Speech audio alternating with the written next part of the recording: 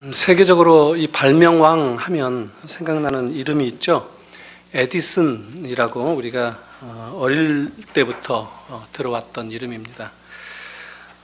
미국이 낳은 그 가장 위대한 발명가이기도 한데, 이 사람은 학교 교육을 3개월밖에 받지 않았다고 하죠.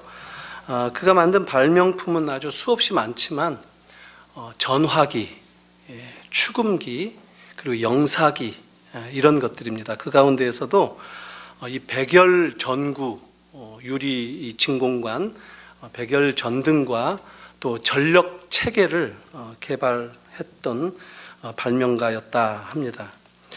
에디슨은 비교적 초기부터 발명가로 성공했기 때문에 자기 연구실을 두고 많은 이 스태프들, 연구진들을 거느리면서 연구 개발을 했던 사람이라고 합니다. 백열 전등을 만드는 그 일화가 있는데, 초기 시기에 일어났었던 일입니다. 몇 날 며칠 국리 끝에 진공 전구 하나를 만드는 데 성공을 했습니다. 그래서 에디슨이 옆에 있던 심부름하는 소년, 10대 일찍 학교 안 다니고 이 연구실에 심부름해주는 소년이 있는데, 그 소년에게 이 전등을 가지고 위층으로 올라가서 그 실험실에 꽂고 스위치를 켜봐라 하고 주었습니다. 근데 그 소년이 이것을 받고 돌아서서 움직이다가 휘청거리면서 넘어지게 되었고, 이 아주 오랜 기간에 걸쳐서 개발했던 이 진공관 백열 전등 하나가 산산조각이 나버렸습니다. 그런데 에디슨은 그 소년을 꾸짖지 않았습니다. 아주 쿨하게 괜찮다라고 하고 자기 스태프들에게 고개를 돌려서 하나 다시 만들자 했습니다. 또 몇 날 며칠이 걸렸습니다. 많은 사람들이 또 집중을 해서 하나 다시 만들었는데, 에디슨은 다시 그 심부름하는 소년을 불렀습니다. 그리고 이 전구를 넘겨주면서 위층에 가서 실험실에서 켜보라라고 말을 했습니다. 그 심부름하는 소년에게 두 번째 또 다른 기회를 주었던 에디슨의 일화는 우리에게 잘 알려지고 있죠. 아주 감동적이죠. 오늘 본문을 보면 예수님께서 실패를 경험하고 죄책감에 시달리고 있던 아주 의기소침한, 이미 어부로 돌아가지는 않았을 테지만 갈릴리에서 어부가 되어버린 그 베드로에게 주님의 특유한 방식으로 새로운 기회를 주시는 그런 이야기가 담긴 내용입니다. 14절에 보니까 부활하신 예수님이 이미 제자들을 두어 차례 만나셨다고 합니다. 15절부터 시작되는 오늘 본문은 예수님께서 세 번째 제자들에게 나타나셔서 손수 이 셰프가 되셔가지고 밥을 대접을 해주셨다고 합니다. 그것도 아주 이른 아침 식사를 준비해 주셨고, 또 식사 나눈 후에 자연스럽게 이 베드로에게 오늘 던졌던 이 세 가지의 질문을 던진다라고 소개되고 있습니다. 어떤 사람들은 예수님이 베드로만을 위해서 특별히 아침을 차려주셨을 것이다 라고 해석을 하는 경우도 있습니다. 그리고 밥 먹고 해변을 따라서 베드로와 함께 걸으면서 사적으로 베드로에게만 말씀하셨던 내용이다, 이렇게 주장하기도 합니다. 하지만 우리는 그런 장면에 대한 말씀은 오늘 본문에서 듣지는 못합니다. 제자 그룹에서 베드로만 따로 데리고 나가서 산책하시면서 말씀을 나누셨다 하는 그런 내용은 직접 나오지 않습니다. 물론 예수님과 베드로만 주고받는다 하는 이 대화는 최후의 만찬 때에도 다른 제자들과 같이 있을 때에도 나오기도 합니다. 누가복음 21장 31절 32절에 나오는데, 제 식대로 살짝 바꿔서 옮겨보면, 시몬아 한번 봐라, 사탄이 지금 너를 유혹하려고 뭔가 너에게 너를 넘어뜨리기 위해서 애쓰는데, 너의 믿음이 넘어가지 않도록 내가 기도한다. 그리고 네가 혹 넘어간다 할지라도 다시 강하게 회복 회복될 수 있을 것이다 라는 얘기를 하셨습니다. 이미 알고 계셨던 것이죠. 그리고 실제로 이 베드로가 실패한 이후에 더 강해질 것인, 또 더 원래보다도 더 좋은 모습으로 회복될 것이다 하는 것도 알고 계셨던 것 같습니다. 오늘 말씀은 바로 예수님께서 베드로의 회복된 모습을 확인하는 그런 과정이 아닌가 보여집니다. 베드로의 회복을 결정적으로 확인시켜주는 그런 순간이다 하는 것이죠. 아마도 예수님은 다른 제자들 앞에서 베드로에게 이 질문을 던지시지 않았나 해석할 수 있겠습니다. 왜냐하면 제자들이 보는 앞에서 베드로의 회복이 입증되어지기를 주님이 바라셨을 것 같다는 생각이 들기 때문입니다. 그래야 베드로가 그 제자들을 이끌고 맡겨주신 이 양을 치는 교회를 책임지는 그 자격을 갖추게 된다는 사실을 다른 제자들에게도 알려줄 필요가 있지 않았겠습니까? 주님께서 사실 이렇게 만들어 가시는 이야기, 주님께서 상황을 통해서 사람들을 이렇게 변화시켜 가시는 이 이야기는 참 아주 우리가 생각하는 그 기대 이상이 아닌가 싶습니다. 정말 대단한 이 감동, 대단한 이 변화의 이 그 한 가운데 주님이 계신다 하는 것을 우리가 볼 수 있을 것이다, 이런 생각이 듭니다. 사실 베드로는 예수님이 체포되시던 그날 밤 재판받으실 때 3번씩이나 나는 저 사람 모른다라고 부인하면서 예수님을 배반했던 사람입니다. 그것 때문에 여전히 죄의식을 가지고 있었음이 분명합니다. 그런 베드로에게 예수님이 직접 말씀을 하십니다. 아마 베드로의 입장에서는 얼마나 긴장되겠어요. 아주 묘한 감정이 교차되었을 것입니다. 다른 제자들, 베드로에게는 친구들이죠. 이 예수님이 혹시 자기가 배신한 것에 대해서 이 친구들 앞에서 보복하시는 어떤 말씀을 선포하시지는 않을까, 이런 생각도 들겠고, 참 감수할 거 감수하자, 이런 자포자기한 심정도 있겠고, 매우 불안한 심정이었을 것이다, 이렇게 추측할 수 있겠습니다. 지금 모두 아침 식사 후에 모닥불가에 앉아 있었는데 예수님은 베드로에게 시몬이라고 이름을 불렀습니다. 베드로야 하지 않고 시몬이라고 불렀습니다. 베드로가 사도로서 예수님에게 신앙 고백할 때 예수님은 그 시몬의 이름을 베드로라고, 반석이라고 바꿔주신 적이 있죠. 그런데 이 시몬은 요나의 요한의 아들 시몬아, 이것은 원래 제자 되기 이전에 베드로의 이름이었습니다. 왜 예수님은 신앙 고백 이전에 원래의 이름을 부르셨을까? 베드로가 이런 또 고민도 했을 것이다 라는 거죠. 아마 예수님은 잡히시던 밤에 이 보여줬던 베드로의 행동, 이것은 마치 예수님의 제자가 아닌 이전에 이 보통 사람의 모습처럼 행동한, 그것을 지금 은근히 이름을 통해서 기억하게 하시는 것은 아닐까, 이런 생각도 듭니다. 시몬, 네가 이 사람들보다 나를 더 사랑하느냐? 우리 성경에 그렇게 되어 있습니다.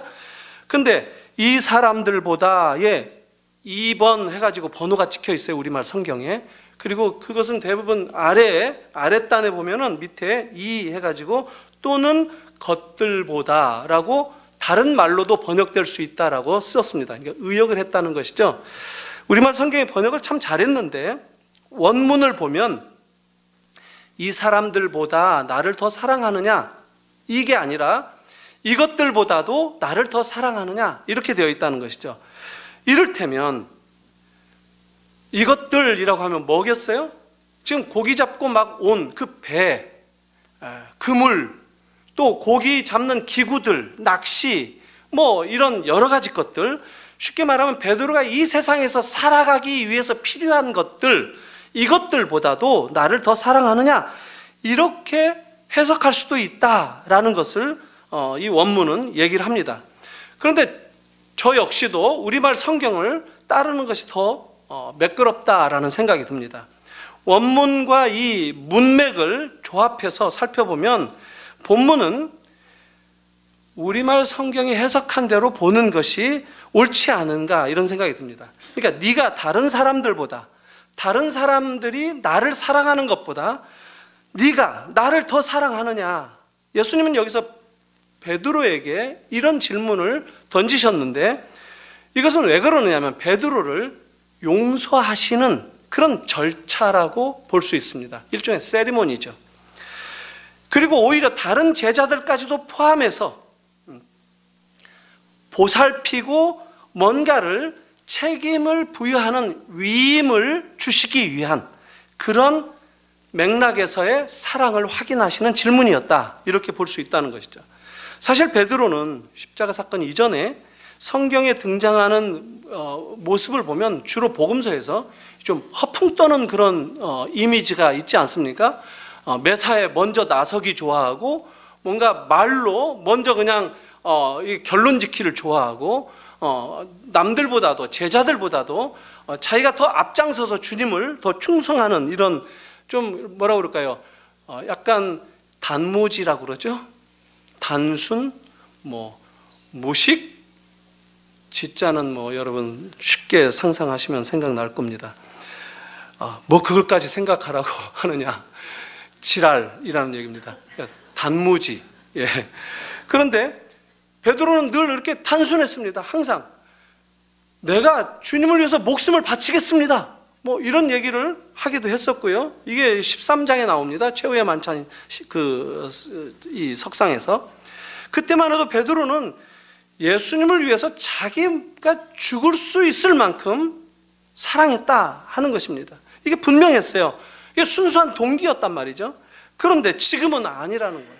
지금은 베드로가 생각하기에도 위축되어 있고 주님을 사랑한다고 직접 말하기조차 주저하는 그런 모습이다라는 겁니다.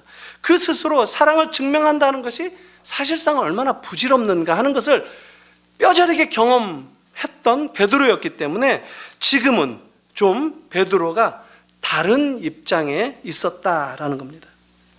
그런데 예수님은 베드로가 이 사실을 직접 증명해야 된다라고 생각을 하시는 게 틀림없는 것 같아요. 15절에 베드로는 예수님의 질문에 이렇게 답합니다. 내가 주님을 사랑하는 줄 주님께서 아십니다. 예수님은 내 양을 먹이라 이렇게 말씀을 하십니다.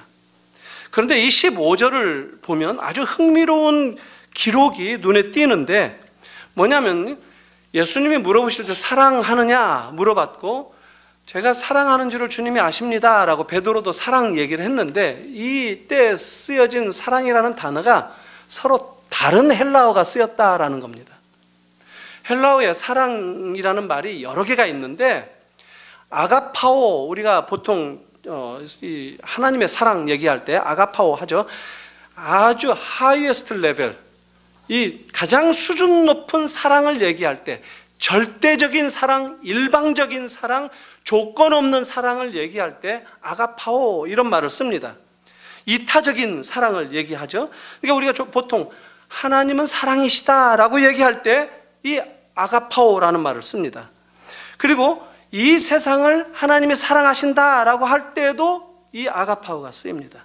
그리고 우리들이 하나님을 사랑한다라는 하나님에 대한 사랑을 표현할 때도 이 아가파오가 쓰이고 또 보통 하나님의 자녀들, 성도들, 교회를 사랑한다라는 말을 할 때에도 이 아가파오라는 사랑이라는 단어가 쓰였습니다.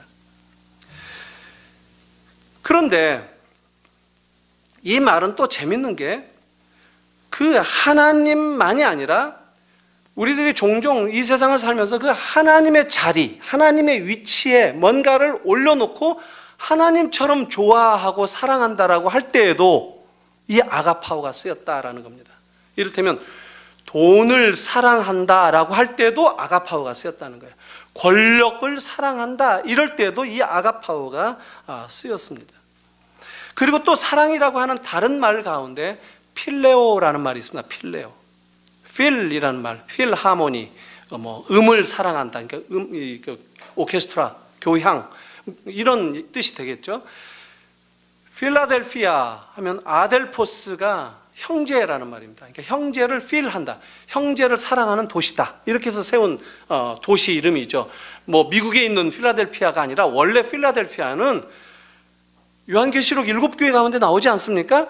소아시아에 있었던 초기 교회 가운데 한 교회가 있었던 그 도시가 필라델피아였습니다. 그러니까 이 필레오가 또 다른 의미에 있어서 사랑을 뜻하는데, 이것은 형제를 사랑하는 우정을 나타낼 때 쓰이기도 하고, 또 이렇게 가족들끼리 사랑하는 그런 사랑을 나타낼 때도 필레오라는 말이 쓰였습니다. 이 아가파오에 비하면 의미가 조금 낮고 약간 약한 그런 뜻이 있다고 말할 수 있겠죠. 그래서 이 두 단어를 집어넣고 15절을 다시 보면 이렇게 됩니다. 그들이 아침을 먹은 후에 예수께서 시몬 베드로에게 이르시되 요한의 아들 시몬아, 네가 이 사람들보다 나를 더 아가파오 하느냐 하시니 이르되 주님 그러하니이다. 내가 주님을 필레오 하는 줄 주님께서 아십니다. 이렇게 볼 수가 있습니다. 그러니까 예수님이 베드로에게 물으실 때는 아주 강력한 사랑의 단어를 사용하셨는데, 베드로는 대답할 때 좀 약한 사랑이라는 말로 대답을 한 것이라는 것이죠. 이게 센스 있는 대답이라고 할 수 있겠습니까? 그게 아니라 오히려 눈치를 보면서 베드로가 대답하고 있다 하는 짐작을 하게 해줍니다. 지금 사랑이라는 말을 입에 담는 것이 부끄럽고 뭔가 좀 어려운 그런 입장이 베드로의 입장이다라는 겁니다. 자기의 실패로 인해서 지금 자존감이 많이 약해져 있고 낮아진 그런 상황이기 때문에 아무래도 떳떳지 못한 그런 베드로의 입장이다라는 겁니다. 우리들도 종종 그런 경험을 하지 않습니까? 그러고도 네가 나를 사랑한다고 말할 수 있어? 그러면 내가 사랑하지 않는가? 이런 혼란에 빠지고 이럴 때 기가 죽지 않습니까? 이런 것처럼 베드로도 그런 입장이었는데, 그러자 예수님은 내 어린 양을 먹이라 이렇게 얘기하십니다. 그리고 16절에 동일한 질문을 다시 하십니다. 근데 첫 번째 단어는 동일하게 강한 아가파오로 질문을 하십니다. 요한의 아들 시몬아, 네가 나를 아가파오 하느냐? 이렇게 질문하시는데 베드로 역시 처음 답변하고 똑같이 약한 단어 필레오로 대답을 합니다. 그때 예수님은 베드로에게 내 양을 치라 하고 또 말씀을 하십니다. 그런데 왜 베드로는 두 번씩이나 예수님이 물으실 때 사용하셨던 이 아가파오를 사용하지 않고 다른 사랑의 단어를 사용하면서 대답했을까? 베드로는 사실 한마디로 말할 자신이 없었다는 것이죠. 십자가 사건을 겪으면서 예수님께서 언급하셨던 가장 높은 수준의 그 사랑을 하기에는 내가 너무도 부족하구나 하는 것을 뼈저리게 경험했기 때문에 이렇게 필레오로밖에 대답할 수 없었다라는 것이죠. 그러니까 베드로는 이제 예수님에게 나는 정말 예수님을 사랑하지만, 주님을 사랑하지만 내가 이제까지 나 스스로를 너무 과신해서 마치 허풍 떨듯이 말은 번지르하게 했지만 돌아서서는 실수하고 넘어지고 이랬는데 난 다시는 그렇게 실수하고 싶지 않다. 나는 이제 그렇게 허풍쟁이로 살고 싶지 않다. 좀 주님 앞에 진실되게 살고 싶다. 내 진지한 이 속마음은 있는 그대로 주님께 말씀을 드리고 싶다라는 그런 겸손한 태도가 지금 베드로에게 엿보인다라는 것입니다. 그러자 17절에 예수님 베드로에게 세 번째 묻습니다. 네가 나를 사랑하느냐? 그런데 이번에 주님께서 사용하신 이 사랑이라는 단어는 베드로가 두 번씩이나 사용했던 필레오라는 말을 쓰셨습니다. 그러니까 베드로의 마음을 헤아리시고 베드로의 마음과 같은 그 낮은 마음으로 예수님이 낮아주신 거라는 것이죠. 그러니까 베드로도 역시 동일하게 필레오로 대답을 합니다. 그런데 이번에는 베드로가 근심하면서 대답했다고 합니다. 주님 모든 것을 아시오는데 내가 주를 사랑하시는 줄을 주님이 아십니다. 그때 주님은 또 내 양을 먹이라 이렇게 명령을 하셨습니다. 베드로는 예수님이 3번씩이나 네가 나를 사랑하느냐 하는 질문을 던지셨을 때 아주 불안했다고 얘기합니다. 그런데 베드로가 예수님이 잡히시던 그 밤에 자기가 부인했던 횟수도 역시 3번이었습니다. 그러니까 예수님이 의도적으로 3번 질문을 하신 것이죠. 나락으로 떨어졌던 3번씩이나 부인했던 그 자리를 3번씩 다시 그대로 반복하심으로써 예수님이 그를 더 아프게 한 것이 아니라 그를 더 온전하게 회복하시는 예수님의 의도가 확인된다고 볼 수 있다는 것입니다. 예수님은 베드로가 정직하게 답변한 것, 그리고 겸손하게 답변한 것을 확인하시기를 원하셨습니다. 사실 예수님은 베드로가 이전처럼 주님 사랑한다 이렇게 고백하는 얘기를 들었을 때 주님 아주 기뻐하셨을 겁니다. 베드로가 주님에게 의존하지 않는다면 저는 어쩔 수 없다고, 스스로는 너무 얕은 그 한계 가운데 넘어질 수밖에 없는 자기 자신이라는 것을 내가 이제 알게 되었노라고 고백하는 것에 대해서도 주님은 기뻐하셨을 겁니다.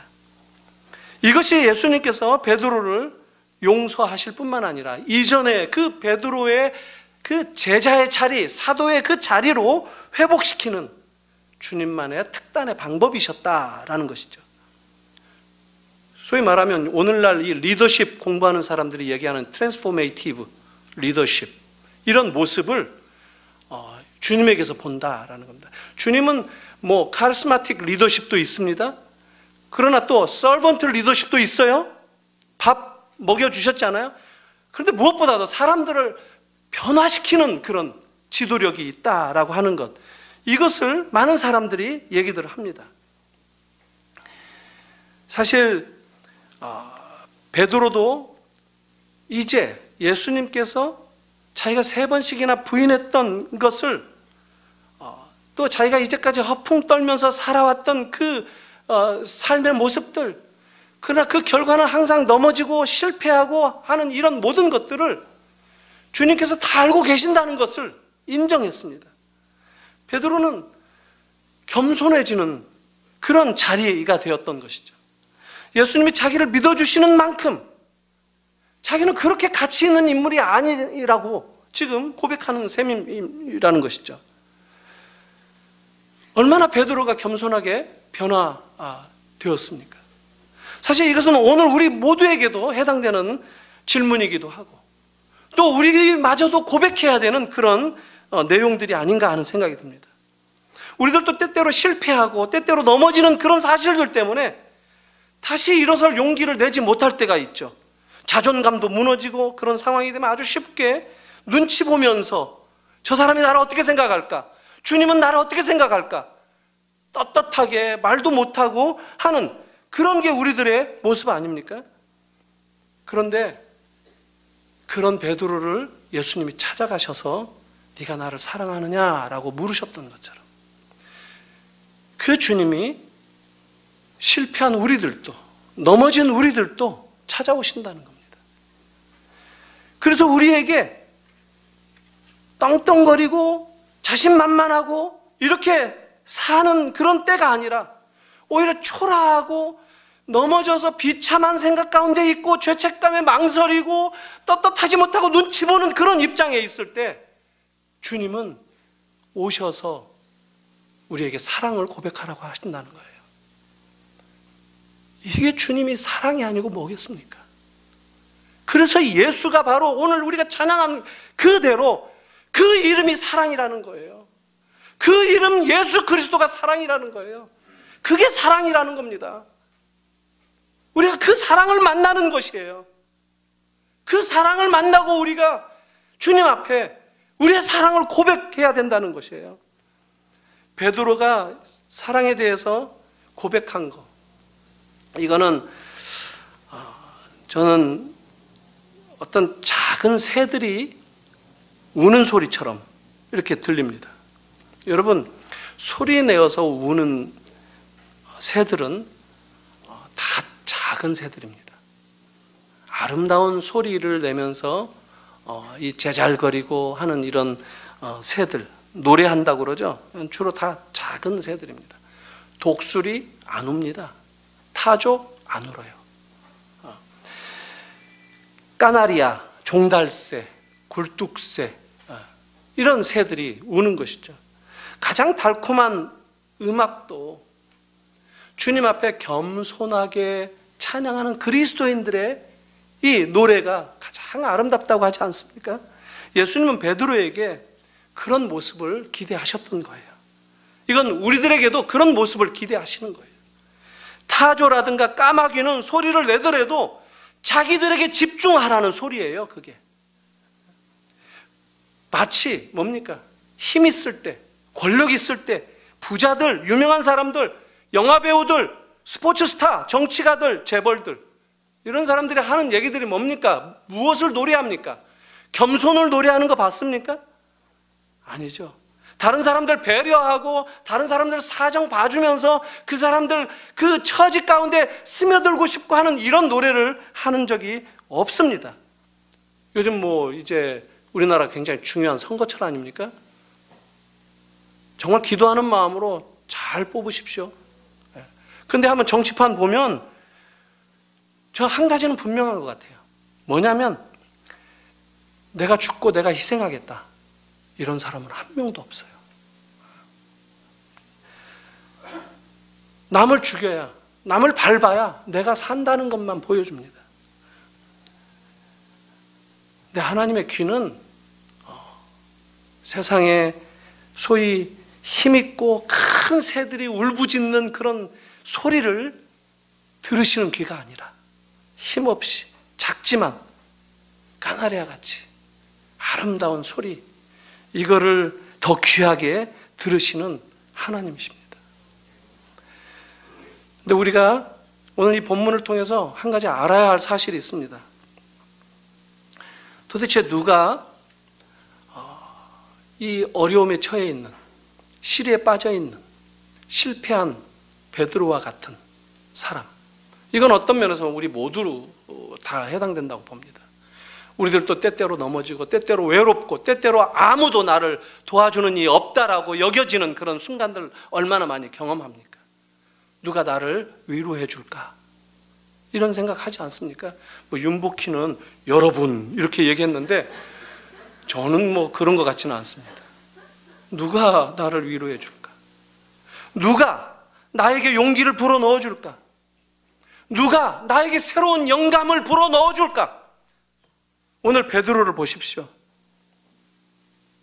예수 그리스도입니다. 그분이 바로 예수님이에요. 우리가 꼭 들어야 할 소리가 뭔 줄 아십니까? 베드로를 찾아오셨던 그 사랑이신 하나님, 예수 그리스도, 그분이 사랑인 것을 확신할 수 있었기 때문에 베드로가 내가 주를 사랑하는 줄을 주님이 아십니다라고 하지 않았겠습니까? 내가 너를 사랑한다. 내가 그래서 십자가를 졌다. 내가 그래서 내 목숨을 너를 위해서 던졌다. 내가 너를 사랑한다. 이 소리를 우리가 들어야 된다는 거예요.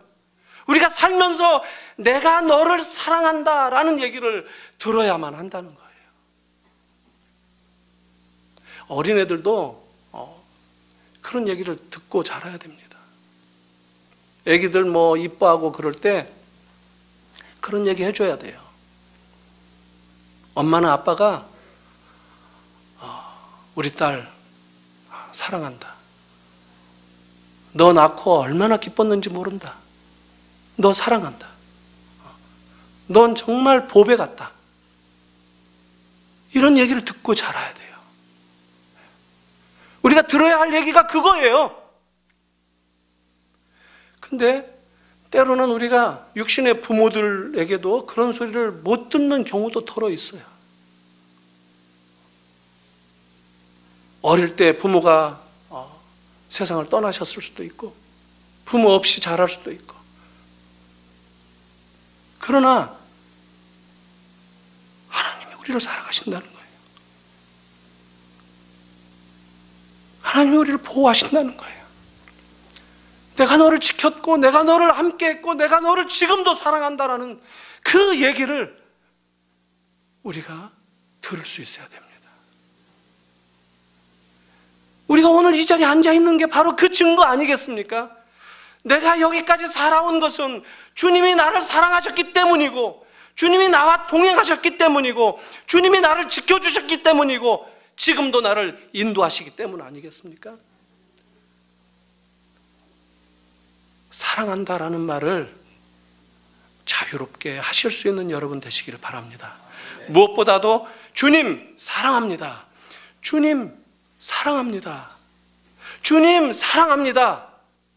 고백하시고 더 자유함 가운데 주님의 사람으로 주님께서 맡겨주신 삶을 담대하게 당당하게 그리고 그 사랑으로 그 주신 힘으로 용기 있게 행하며 살아갈 것을 주님의 이름으로 축복합니다. 기도하겠습니다. 하나님 아버지 은혜를 감사합니다.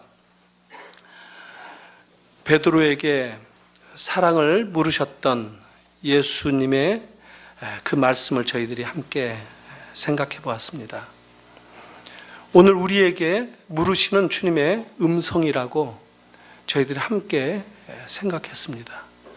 주님, 우리들도 주님을 사랑한다고 고백할 수 있는 자리에 서기를 원하오니 이제 용기를 내어서 나를 사랑하시는 주님 앞에 주님 사랑합니다 고백할 수 있는 저희들 되게 하여 주시옵소서. 그리고 사랑한다는 말을 들어야 할 사람들에게 주님의 사자로 찾아가서 당신을 사랑합니다, 너를 사랑한다 고백하고 손잡아주는 그런 삶을 살겠노라고, 주님께서 나에게 그런 임무를 부여해 주셨노라고, 내 양을 먹이라 내 양을 치라고 말씀하신 그 말씀 앞에 겸손하게 순종하겠노라고 다짐하고 돌아가는 저희들 되게 하여 주시옵소서. 예수님의 이름으로 기도하옵나이다. 아멘.